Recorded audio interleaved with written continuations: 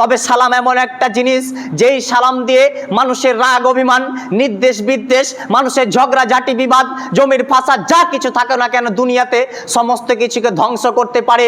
সালাম হচ্ছে একটা ব্যতিক্রমী ইবাদত, ভিন্ন ধরনের ইবাদত যা মানুষের রাগ নির্দেশকে মানুষের হিংসা বিবাদকে ধ্বংস করতে জানে, তার নাম হচ্ছে সালাম।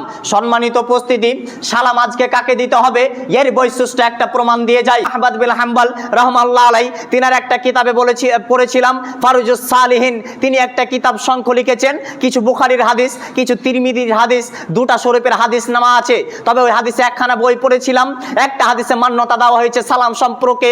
সালামের ওখানে বলা হয়েছিল মা লা ইয়াউমিন সাগীরানা আল কাবীরানা ফাকবাল আল ইলমি ইন্নাহুমা আলাকান। মুহাম্মদ সাল্লাল্লাহু আলাইহি ওয়াসাল্লাম বলেছেন তোমরা ছোট থেকে বড় সাগীর আল কাবীর ছোট থেকে বড় বড় থেকে ছোট সবাই সবাইকে সালাম প্রদান করবে। তবে সালামের তিনটা বৈশিষ্ট্য দেওয়া হয়েছে।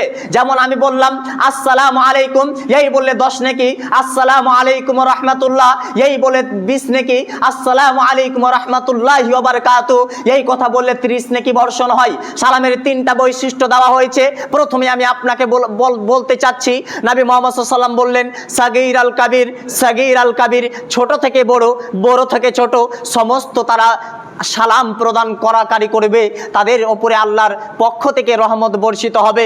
যারা আমার নীতিকে মানবে না তাদের উপরে লানত বর্ষিত হবে, তারা কখনো কি পাবে না, আল্লাহর রহমত পাবে না।